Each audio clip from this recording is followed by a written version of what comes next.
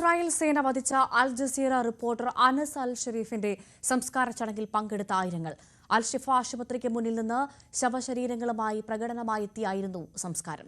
മാധ്യമപ്രവർത്തകരുടെ മരണത്തിൽ പ്രതിഷേധിച്ച് വിവിധ യൂറോപ്യൻ രാജ്യങ്ങളിൽ പ്രകടനങ്ങൾ നടന്നു. ലോകരാജ്യങ്ങളും മനുഷ്യാവകാശ സംഘടനകളും വിഷയത്തെ അപലപിച്ച് രംഗത്തെത്തി. ലോകത്തിനു മുന്നിൽ ഗാസയിലെ ജനങ്ങളുടെ കണ്ണും കാതുമായിരുന്ന അനസ് അൽ ഷരീഫ് ഇനിയില്ല. തങ്ങളുടെ പ്രിയപ്പെട്ടവനെ അവസാനമായി ഒരു നോക്ക് കാണാൻ ആയിരങ്ങളാണ് അൽ ഷിഫ ആശുപത്രിക്ക് മുന്നിലേക്ക് ഒഴുകിയെത്തിയത്.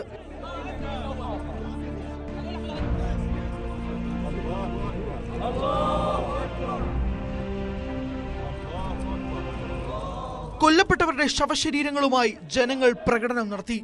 സെൻട്രൽ ഗാസയിലെ ഷെയ്ഖ് റദ്വാൻ സെമിത്തേരിയിൽ വെച്ചായിരുന്നു സംസ്കാര ചടങ്ങുകൾ നടന്നത്. മാധ്യമപ്രവർത്തകരുടെ മരണത്തിൽ വിവിധ മനുഷ്യാവകാശ സംഘടനകൾ പ്രതിഷേധിച്ചു. ഇസ്രായേലിന്റേത് അന്താരാഷ്ട്ര മാനുഷിക നിയമത്തിന്റെ ലംഘനമാണെന്നും വിഷയത്തിൽ സ്വതന്ത്ര അന്വേഷണം വേണമെന്നും UN ആവശ്യപ്പെട്ടു. ഗാസയിൽ നൂറുകണക്കിന് മാധ്യമപ്രവർത്തകരെ കൊലപ്പെടുത്തിയതിന് പിന്നിലെ ഇസ്രായേൽ ലക്ഷ്യം വ്യക്തമാണെന്ന് UN മനുഷ്യാവകാശ സമിതി കുറ്റപ്പെടുത്തി.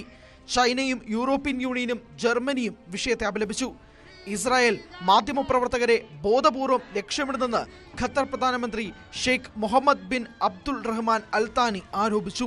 മാധ്യമപ്രവർത്തകരുടെ മരണത്തിൽ വിവിധ യൂറോപ്യൻ നഗരങ്ങളായ ഓസ്ലോ, സ്റ്റോക്ക്ഹോം, ബെർലിൻ എന്നിവിടങ്ങളിൽ പ്രതിഷേധ പ്രകടനങ്ങൾ അരങ്ങേറി.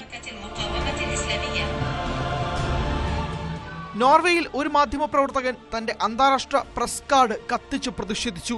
മാധ്യമപ്രവർത്തകരുടെ കൊലയിൽ മൗനം പാലിക്കുന്നതിനെതിരെ UK-യിലെ BBC ആസ്ഥാനത്തിന് മുന്നിലും വൻ പ്രതിഷേധം അരങ്ങേറി.